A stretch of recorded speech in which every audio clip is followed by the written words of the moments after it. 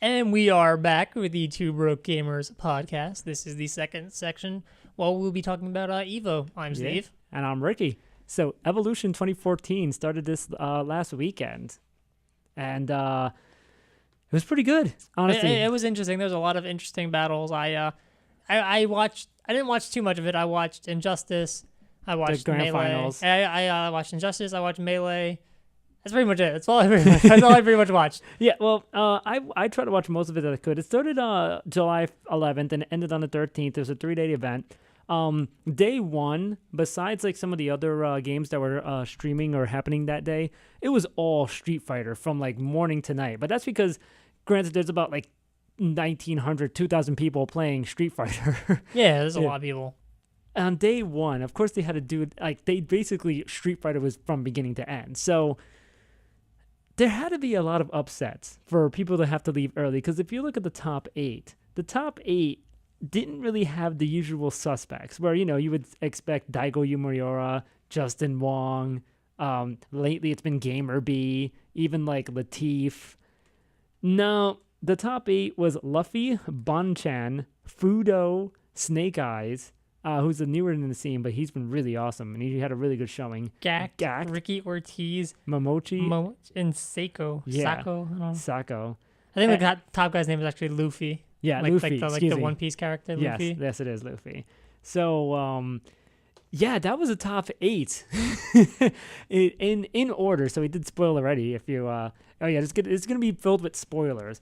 But just to give you an idea of how crazy this tournament was on day one. Justin Wong was like tied for 17th. Exactly. Justin Wong up there. Daigo is tied for 48th.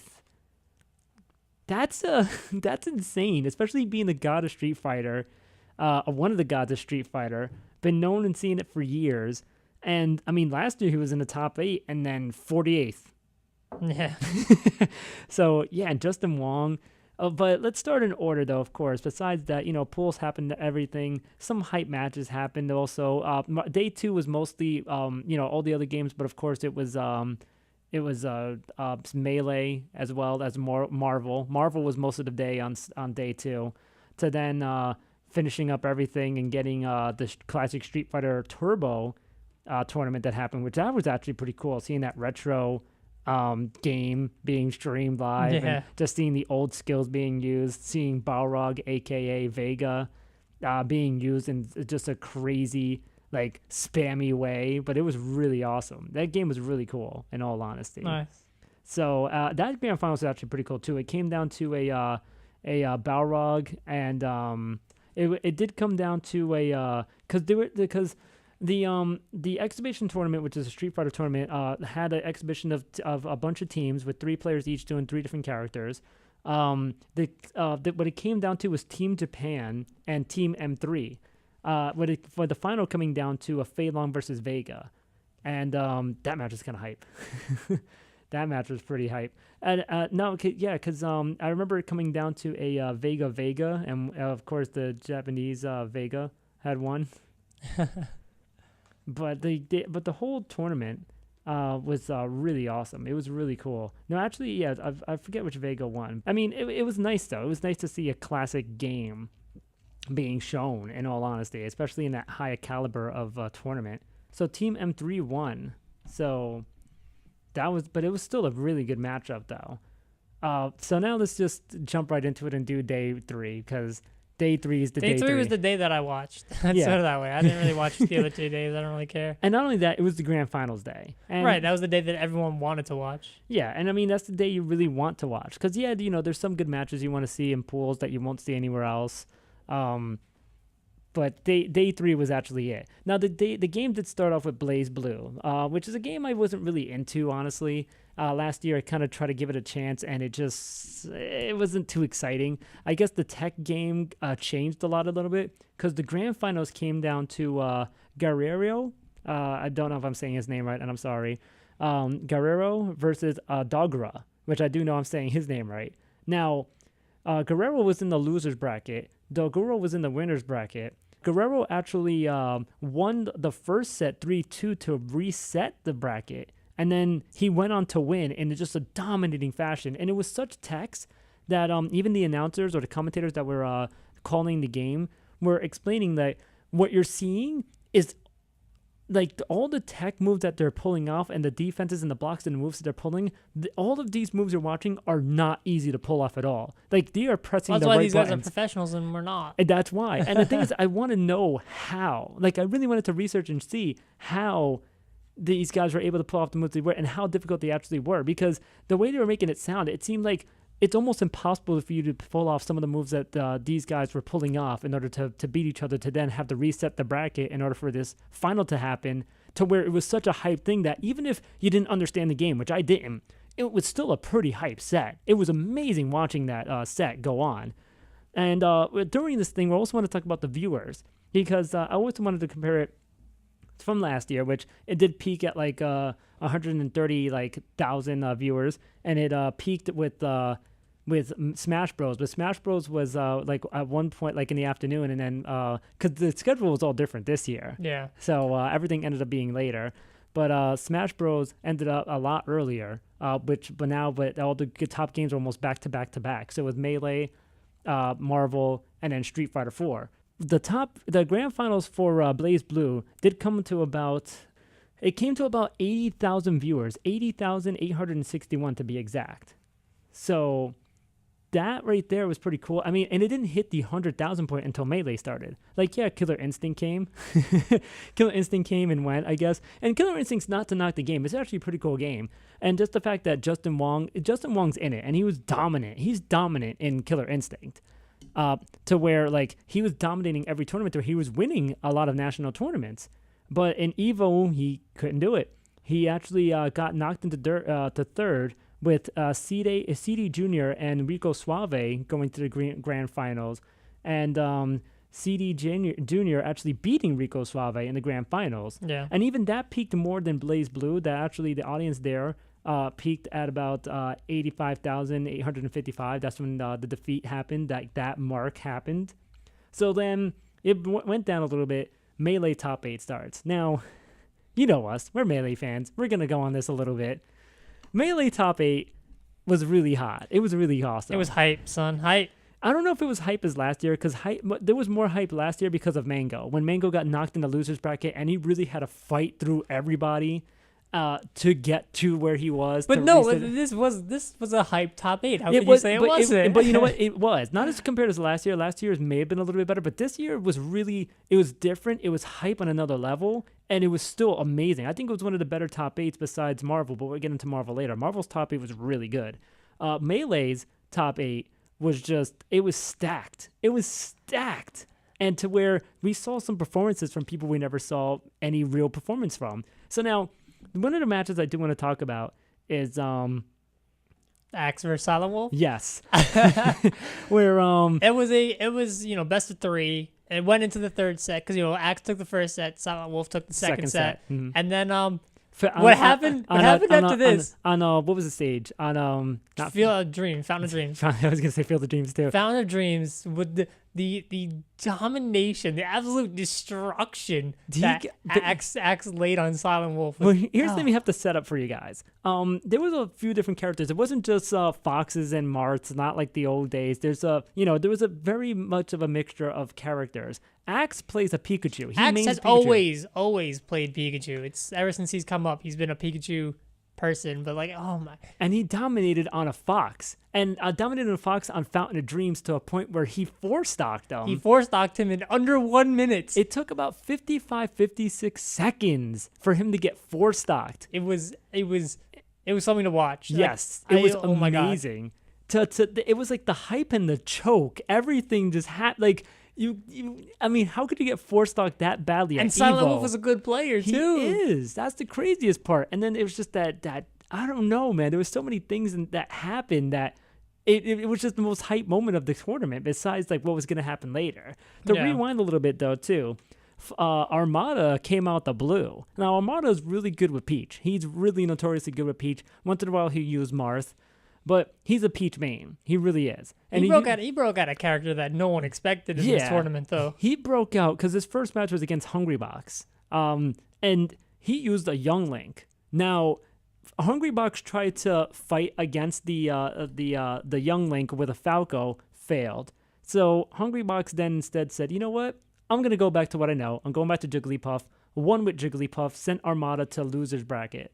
So sticking with Hungrybox, he was on that tournament. Like some of the things that I saw Hungrybox do, I've never seen him do, and I've watched him for like a long time. So he was at his best in this tournament. He really was, to a point where other players got eliminated. One of the sad ones was Fly Amanita, because he did the opposite of what Wobbles did last year, where Wobbles last year had showed, I'm going to just do wobbling. I'm going to grab you and I'm going to wobble you and I'm going to win that way. No, Amanita actually used the ice climbers in a very skillful way. Yeah, he prefers skill versus wobbling to play in his characters, and that was a very different thing. Like, even though one of the guys who uses ice climbers as a wobbler, Nintendo, he beat him pretty well. He beat him very convincingly. Like, it was pretty cool. It was like an ice climbers battle of different tech skills, and Flaminita won in order for him to get into the top 8.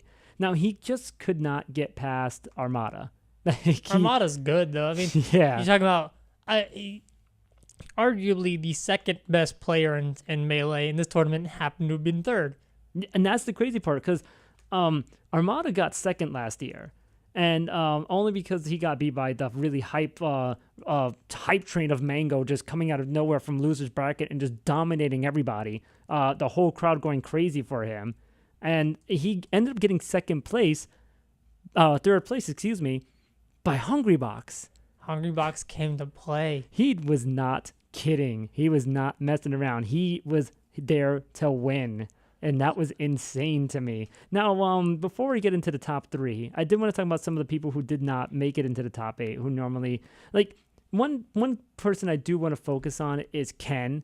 He did try to make a comeback again and got eliminated pretty early. He got eliminated actually by Dr. PP, if I remember correctly, or PPMD. PPMD. He wants to be known as now. Ken needs to upgrade his skills, because he's still playing that old meta game. He's still playing the old Marth that can be that now considered slow, because back then, I mean, that's what he dominated with. That was Marth. Like, Marth was Smash. And then now he's not looking that great against the modern meta. He's not looking good against the new play of Smash, and he either has to adapt to that or pick a new character to adapt to that, because he's not looking good. And if he really wants to make a comeback, he's got to start adapting. If not, just quit the game, dude. Or yeah, I think he's got to start focusing on Smash 4. I think his Melee days are over. I don't think his Melee days are over. I think if he started studying and really worked on a new meta, he worked on the quote unquote 20XX meta, and he could still dominate, because he still has some skill. He still has some tech skill, because he's a lot better than a lot of other Smashers out there. Of better course, than me. Yeah, he could definitely beat the hell out of both of us. But he's not. He could improve. And even Mewtwo King recently, I actually saw today, because Mewtwo King actually streamed for the first time this past Wednesday. He streamed for the first time on Twitch, yes, which he did with CT0 and other guys. And he called out Mango, talking about that Iron Man contest, and he was like, Mango can't do this and all that other stuff.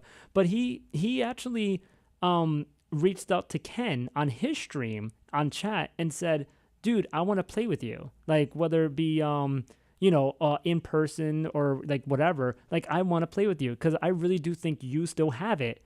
And I believe that, if you work on the new meta and stuff, you can come back at a stronger force. Like, that's coming from Mewtwo King. Now, even if Mewtwo King's saying that, I mean, I'm kind of forced to agree in some way, but I've always felt that Ken could still have it and he could still do it, but he has to adapt. Because look at Mango. I mean, the lifetime record between Mango and Ken, if you really want to, compare the two big guys of their times, because Mango's the guy now. Like, Mango's number one. Like, he's undisputed number one. Yeah, Mango's number one. Ken was the guy who was number one back then. Besides him, it was Korean DJ and Mewtwo King.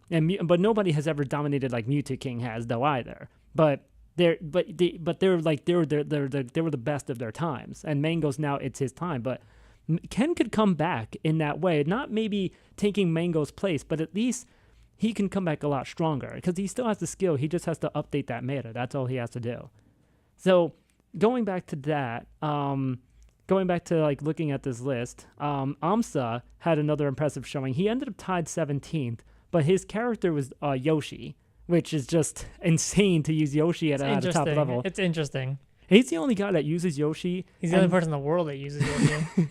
And he does pretty well at it. He does his thing with it. So, I mean, to play 17th in a major tournament and to come back like that's pretty good.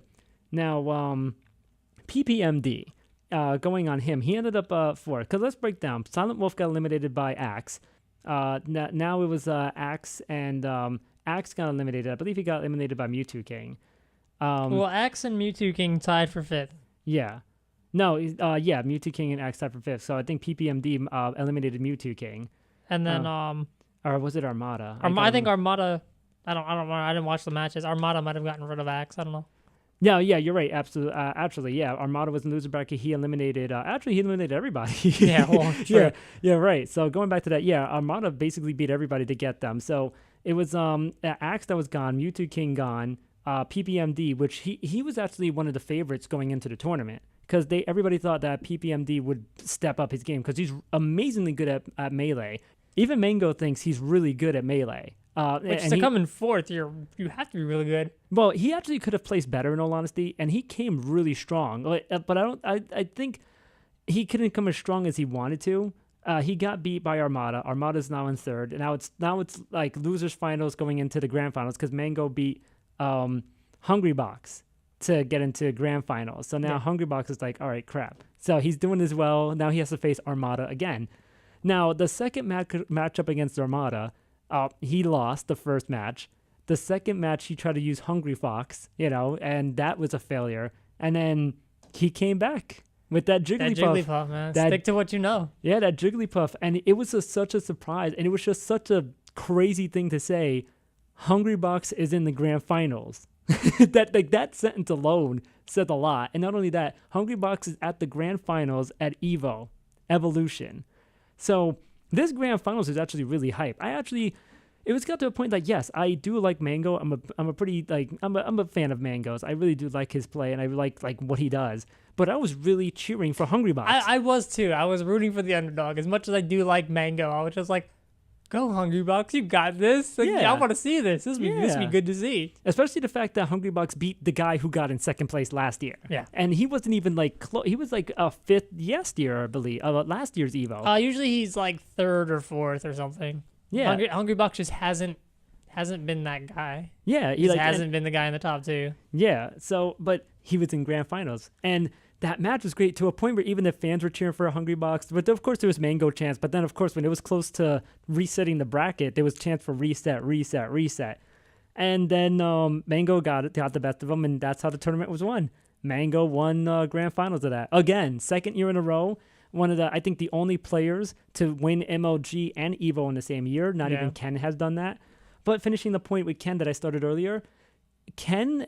I don't think they've played again in Melee. I don't know if they have. I have to double check that. But I know for Lifetime from Melee before, Ken has defeated Mango every time he's fought him, which I think is like 2. Mango has not beat Ken, but that was like back in the days of like 05, 06 when Mango was starting out. This Jigglypuff came out of nowhere and he's really nice.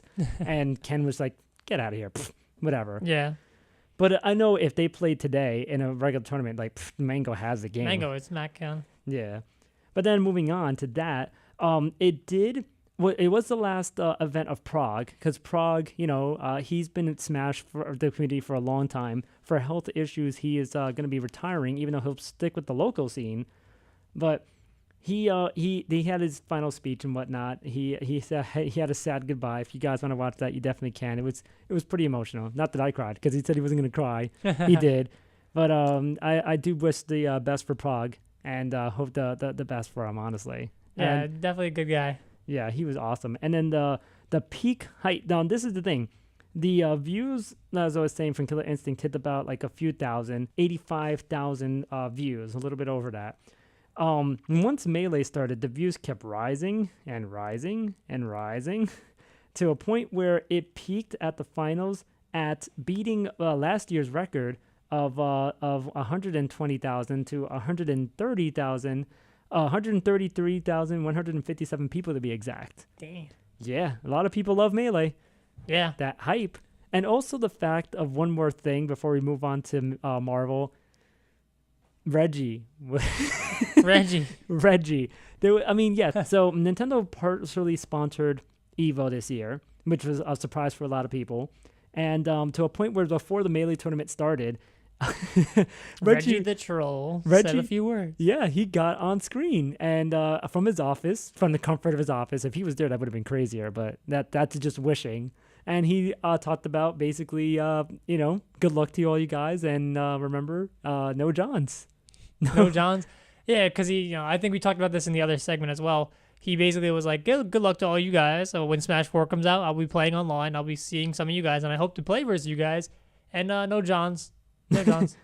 Now, it's funny because Melee never really dropped in viewership.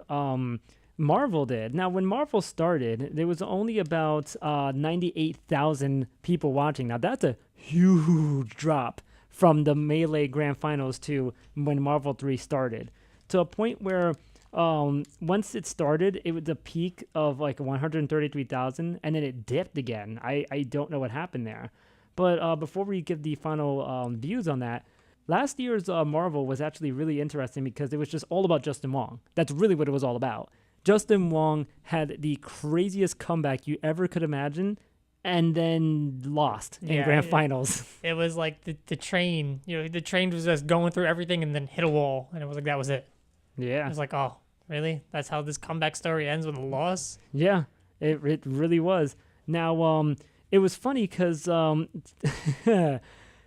Justin Wong was not playing that first set, and he just dominated to a point where he even met along the way the guy who beat him last year, Flocker, and just got him. Just got him, beat him. It's like, I want my revenge. Flocker, the champion from last year, actually placed 5th.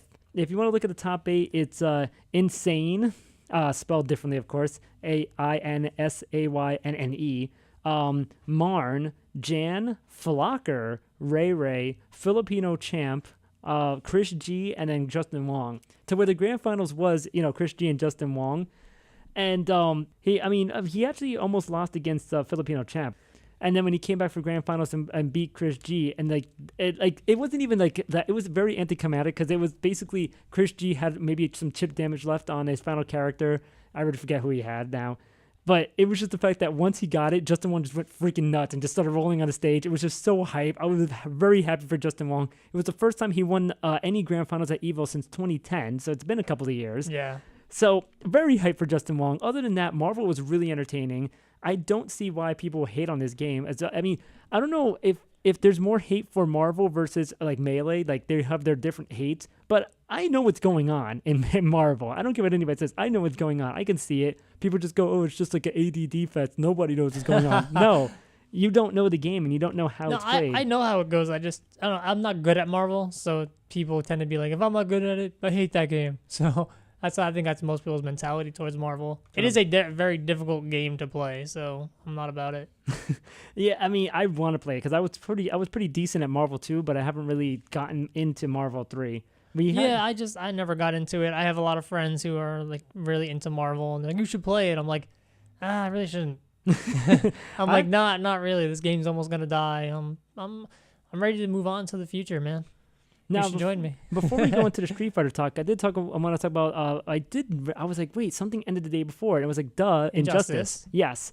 That's what I watched Injustice on day 2. It was good. Especially we talked about last week about how Travis was supposed to get you a game. Interrupting our show, just Travis comes in and what do you know? He hands me like my copy of Injustice. Like, here you go, man. I'm like, oh, thanks, man. Now you played the game, and now what do you think of it from what you played to the professional level that you saw this weekend? Because during Injustice, Ricky's like, oh, are you going to try to learn the game and come pro? I'm like, are you kidding me? I don't have the technical skills in this game I just got 2 days ago to be pro at this. No way. And definitely just watching. It's one of those things that when it comes to I love Mortal Kombat. I love Injustice because they're basically the same kind of game. I don't have the mechanical, technical abilities to keep these combos going that people do. Like once you get caught in these combos, these pros will punish you and they'll do 50%, 75% combos. I can't do that. I'm like, here's a 30% combo. Yeah. I can't hold up these combos that these people do. So I'm just watching these like, wow, these guys are good. Now, last year's winner of Injustice, I did kind of see that, but it was kind of boring. I'm assuming like Superman was taken out or something, because that was the guy who won, the character who won, because last year's winner was Perfect Legend. Oh, okay. Like last year, Perfect Legend won. He got tied in ninth, but he was using the Flash. Last year, he was using Superman, and I don't even see any Supermans on this list. No, in I all don't honesty. either. It's crazy. So I mean, I didn't really look into it. Should have, but life. But but the crazy part about Injustice is the fact that how crazy good this kid was. Sonic Fox, dude. Sonic Fox is unreal. Well, here's the thing. Pig the Hut was the one who was using Zod, and he was really dominating. Was he in losers bracket again? No, Pick of the Hut. Pick of the Hut was going through. No, I think it was Sonic Fox versus Pig of the Hut in the winners bracket, and then Pig of the Hut beat Sonic Fox and sent Sonic Fox to losers to face Mid 88, and he's a really good Deathstroke player, by the way. Because it's really funny because the Injustice community thinks Deathstroke is like garbage. Yeah. But this guy placed third place as a Deathstroke main, so apparently he's not. So it's my favorite character to use. I just like sitting back, shooting people. You get close, slice you up with a sword, son. So it's funny because Pig of the Hut beat Sonic Fox, sent to the losers bracket. Sonic Fox came back dominating, because that was the thing. Sonic Fox was dominating the losers bracket while Pig of the Hut was dominating the winner's side. So and it was just so crazy hype, and it was just a Saturday like final tournament. So it was kind of crazy, the hype. To then they meet again in grand finals. Sonic Fox resets the bracket. Which, by the way, Sonic Fox swept Mid 88. So that's 3 games. Yes. Comes back, resets the bracket versus Pig of the Hut. Mm-hmm. That's 3 games. That's 6 games. And then sweeps Pig of the Hut again. He won 9 straight games to win this tournament. That's insane. And with Batgirl, which I didn't know Batgirl was that good. Batgirl apparently is that good. Yeah. No, I was watching those combos, man. Batgirl punishes you. If you try to play back, she does the cable thing and she's up in your face. Combos. You try to get up closer to face, combos. Batgirl's strong. Oh my goodness. Yeah, all the hype from Evo all led up to Street Fighter, which I did say it on other segments of the show, and I'll say it right here. Street Fighter has been boring the last couple of years. It's watching it this year was pretty good and pretty interesting because there was so much tech. There was so much technical. There was so much footsies. There was like a lot of just dancing, a lot of defense. It was a very fast, slow moving game, if that makes even sense. But it was still a pretty good like finals. It was much better than the last year. But what was surprising is the fact that, well, before I even go into that, we did talk about how some of the big names never made it, except for like Ricky Ortiz. Ricky Ortiz was like really one of the big names that survived, but he ended up placing fifth, tied fifth actually. Like Sako ended up in 7th. Momochi was tied 7th as well. Gact, who was pretty good as Fei Long, he just could not get back this one character, Luffy. Luffy was just this dominant Rose character, and apparently he's a different type of Rose character, to where he plays in a more annoying type of style, according to the commentators. Yes. Seth Killian and I forget the other guy's name. But besides all that, it did come down to well, even before I go on, one of the best American players placed for Snake Eyes with Zangief. And he was really, really, really good as a Zangief player. He, like, in all honesty, there was some matchups that he should have lost that he won. Like Zangief is pure power. Yeah, well, the thing is, but he uses them in such a different style. So he actually beat Ricky Ortiz, who was playing Rufus. And normally, in any matchup, in any stats or whatever you want to look at, Rufus dominates Zangief. End of story. That was not the case. But he played Luffy too, but he got beat by him. Like that was like no contest. But he played Fudo to start off the tournament, to start off the top 8. Now, there was such a defensive game that most of the matches ended up ending in time. So, which ended up with boring matches. Not to me, because there was just. I think those are boring. If you have to time out a game, it's so boring. Well, no. The way they were their defense and their dancing and the way they were moving, and just it was very interesting. Like it was like a head game. It was such a mind game match that you really kind of have to understand like the real like meta and breakdown of that game for you to just kind of like appreciate like how crazy the match was, even though nothing happened mostly. Yeah, But it was just boring. but Fudo did end up in third. Of course, the grand finals comes down to Luffy and Bonchan. Now, Luffy playing Rose in I guess in a very unusual fashion to where nobody can really break down like how to beat him because he just was almost unbeatable at this point. Well, Luffy did come from losers bracket that did come back from it, but he played Rose in such a different way. But he also plays them in a different way in another way, where everybody mostly in the Street Fighter tournament had arcade sticks. Everybody has their fight sticks. Everybody has the adapters. Oh, this is the best. This is the best. Now, I do know that Snake Eyes uses an Xbox controller. He uses the gamepad to play, and come on, he got in fourth. Now, Luffy uses a PS1 controller. Which I don't even how does that even like hook up? He's got to have an adapter, obviously. I mean, it's just the fact that he's using an analog PS1 controller on an Xbox 360. He's a player from Europe. This is, I think, one of the first European championships for Street Fighter 4. No American player has won a Street Fighter 4 major tournament in EVO ever. It's usually been Japan and Singapore, and all that. But Luffy, a PS1 controller, and that's not even the PS1 controller with the analog sticks. He just has a freaking PS1 that has like the D-pad and has the button start like LR. That's it. It doesn't have freaking just the double sticks. It doesn't have. So weird. Yeah, but he's good at it if you practice it like that. Yeah. And how did you even begin like that? Like Street Fighter. Hey, you're playing Street Fighter 4. Like, hey, let me see if I can hook up my PS1 controller. I wish I did know the story, but in all honesty, he was probably really good at the Street Fighter consoles, especially on like the olden days of like the PS1 and the PS2. Because you could still use a PS1 controller on a PS2. So he probably just still adapted from that. It's like, why am I going to move away from that? And just kind of continued with that.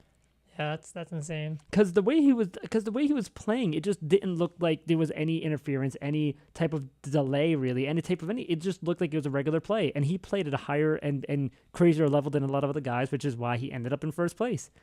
That's a lesson to you guys. I'll go out right now. All of you go buy PS1 controllers. Oh yeah, imagine that now PS1 controller. Now the only thing I don't get to, and I wish they interviewed the guy and like spoke about it, and even if they did, I most likely missed it, but I really want to know how he stuck with the controller. And not only that, the analog controller, how he stuck with it and how he kept it in shape. Because the PS1 controller, you have to assume is at least maybe almost 20 years old now, 18 years old now. Hell, huh? Oh, an old as I mean, you might as well bring a Super Nintendo controller. Just remote control. Yeah, seriously, because you have to figure it's that old. Because literally the system came out about 95, 96. So it's almost 20 years old. And he has a controller. Who knows if he modded it and if he whatever, like maybe he just like a regular fight stick, you mod it, whatever. He still has this PS1 controller and he has it in a decent shape and he uses it in a major tournament and wins with it. It's insane. Now, the final note I do want to say about that is the viewership. Now, of course, like last year, the most watched tournament section of EVO was Marvel 3. Right behind it was Melee, and then right behind that was Street Fighter. And this is when it was not Ultra. This is Ultra Street Fighter. Last year was the other iteration, the Super Street Fighter 4 Arcade Edition. Now, this year, it's about the same thing, where we talked about Marvel 3 topped out at 147,372 viewers. Melee topped off at 133,157 viewers. Now, let me just give this little guideline. Once Marvel stopped, it dipped very low to about 99,000 viewers. It picked up a little bit with Street Fighter 4 to where it kind of peaked and went down, peaked. Once the grand finals hit, Luffy defeated Bonchan to reset the bracket. It was at 128,824, and then it just that was really the pay. That was it. And when the tournament ended, when Luffy beat Bonchan, it only went to 120,000. I don't know if people think that Street Fighter is boring at this point. I do. Like I could tell you, like I'm just like I don't enjoy watching Street Fighter. Like I do like enjoying. Like I didn't like watching Street Fighter for the last couple of years, but I do know that the last couple of years was boring. This year was very interesting in the mind games that were being done during the tournament. I thought it was pretty good, but Mind games are being incredibly defensive. It's how you phrase it, how I phrase it. Yeah. Because I think it's just being incredibly defensive, and I hate that kind of play. but I mean, Evo overall was amazing. It was really Oh well yeah, put no, together. it definitely was. It was really well put together, really, really hype. It was really good. It's just now I really want to see the future of where everything's going to go for next year. Where Smash 4. Yeah, Smash 4 and or Melee, because during the Smash tournament, Well, it's going to be Smash 4, not and or. It's just going to be Smash 4, possibly Melee, possibly just Smash 4. And people were chanting it. People were chanting 1 more year, 1 more year. I hope they do, but I can see them just being like, we're moving on from this. Nah, 1 more year. Why not? Give it that last hurrah. Let everybody that ever came ever. This just might have step been up. its last hurrah. I don't know. Hungrybox's last chance at a Melee championship, and he falls short. Kind of like the Nintendo Invitational. He still fell short, even though he kind of technically won. But that's a whole other issue that we're not going to get into at this moment. But you want to talk about that? You want to talk about Marvel 3? Can Marvel 3 still have its hype? Because I mean, it gets the most viewership, even though people are like, "Oh, it's just ADD." You know, it's the same old stuff. That's the people who don't know it. Like like I said, I don't really know it, but I can watch it and be like, "Oh, it's cool." And when people pull off some crazy combos, I'm like, "Oh wow!" I'll get excited for it. Mm-hmm. But I'm just not I'm not gonna go out of my way and be like, "I gotta wake up at 4:00 to watch Marvel." Like I'm not gonna 4:00 in the afternoon to watch Marvel. Like I'm not gonna clear my schedule to watch Marvel. I'll clear my schedule to watch Injustice and Melee because I love those. But like, if I happen to be around, I'm like, "Oh, Marvel's on. Let me check that out." Now that's the other thing too. Can Street Fighter even survive at this point, or will things move around? Because at this point, is Evo still gonna have that main? Because I guess no matter what, Street Fighter is always gonna be that main attraction, no matter what. Whether it's the side tournaments or whether it's like that special invite Street tournament. Fighter is always going to have an audience. It's always going to have something to keep it back. But is it going to be Keep it really? come back. But is it going to be really that strong to keep it as the main event? Well, until it proves otherwise.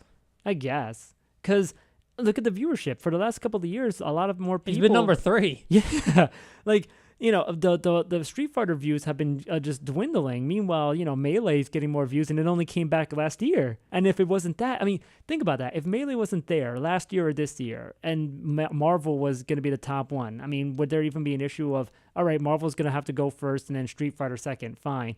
But now that you have those 3 games, and then another Smash another Smash game in the series is going to be coming up. How could that not be included? How could it not be in that discussion of, can we switch things around? Or since it's Evo, since it's Evolution, since it's sponsored by Soryuken, who runs basically the tournament, it kind of has to be Street Fighter. But can it really be that mainstay? I think you should, since Smash 4 will be ultimately, I believe, be in it. I think if Melee's in it, you go Melee, Marvel vs. Capcom, Smash 4, then Street Fighter. I don't know. I don't think that Smash 4 could work in between Marvel and Street Fighter.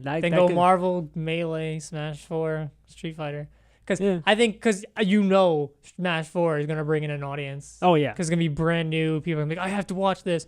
And maybe some of those viewers will be left over to watch the Street Fighter. Mm-hmm. So, I don't know. Yeah, you kind of... Well, it's not like TV where you kind of plan like, all right, we have to put this show on before this one because it's going to bring in the ratings.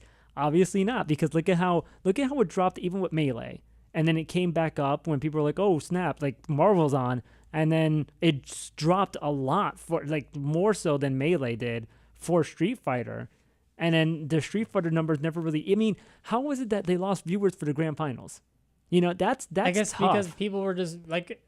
People like me who probably watched 1 or 2 matches in Street Fighter was like, wow, this is mad boring. I'm not going to watch this anymore. Yeah, and it might be the issue because the 2 peak numbers that it gave for Marvel and Melee were at the grand finals. The peak for Street Fighter was when... It was in like the quarterfinals. No, it was when Luffy reset the bracket. Then it was like, well, wouldn't you want to continue? Yeah, right. Watching? Wouldn't you have like, wow, I can't see what's maybe they're people are like, wow, he plays like such a bitch that he's gonna win, so I don't want I need to see the rest. Or could it be the timing? Because at this point, it's probably hitting about 1 a.m. here on in the East Coast. On the West Coast, it's probably it hit like what 11? 1, 2, 3. Let me do math. 1, 2. Yeah, it hit about 10 o'clock over there in the West Coast, could it also be the timing where people just need to sleep? Because it is a Sunday night. I mean, people may have to work or whatever, or go to school, whatever the case may be. I know it's summer, but there's college. Yeah, but kids. I feel like if you watched it for that long, you might as well watch it for another 5 minutes.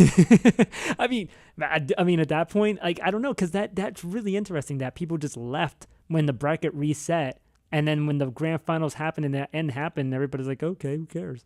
Yeah, I don't know, but I don't know. I feel like Street Fighter's on the decline.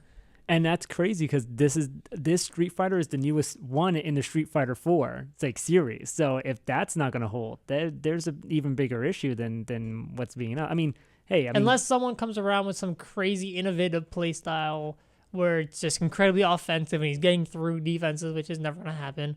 There was a few games like that where there was just a lot of attacking versus more defense, and some of those fights were like it was a good balance of attacking, and there was a lot of good balance of defensive play styles. But I'm not gonna lie, there was a lot more defensive in that game. Then defense is boring. Offense, even true in real sports. Yeah, defense is boring.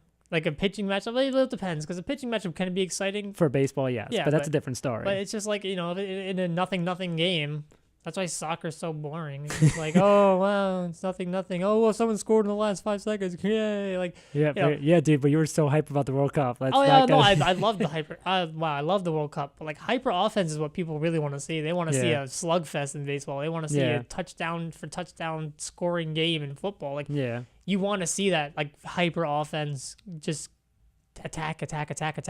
But that's not to discount Evo. Evo was still good, well, given everything. Yeah. And what comes up next year, who knows? We'll see. Smash 4. That's the hype.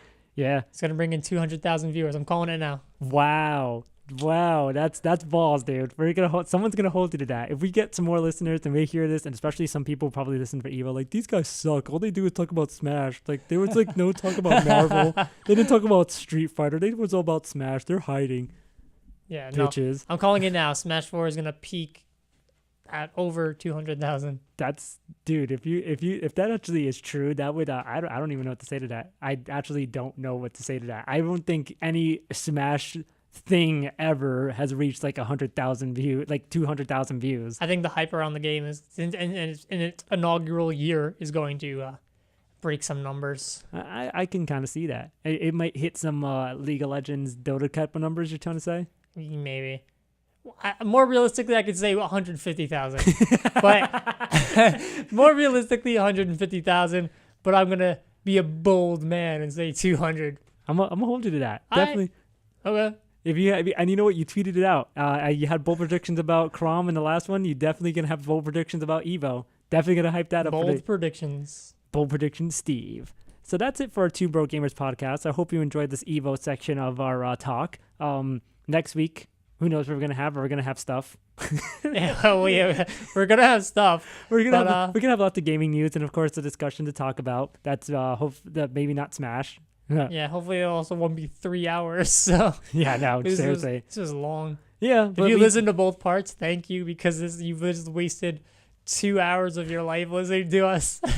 You didn't waste it. This is still. You're right. It's not wasting it. You were amazing.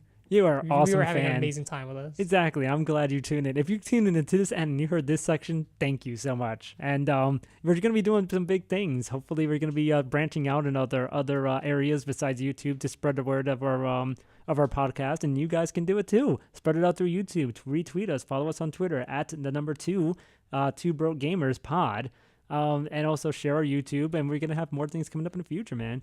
So thank you guys for listening. You all take care. For Steve, and this is Ricky for Two Broke Gamers Podcast. See you all next week. Signing out. Peace.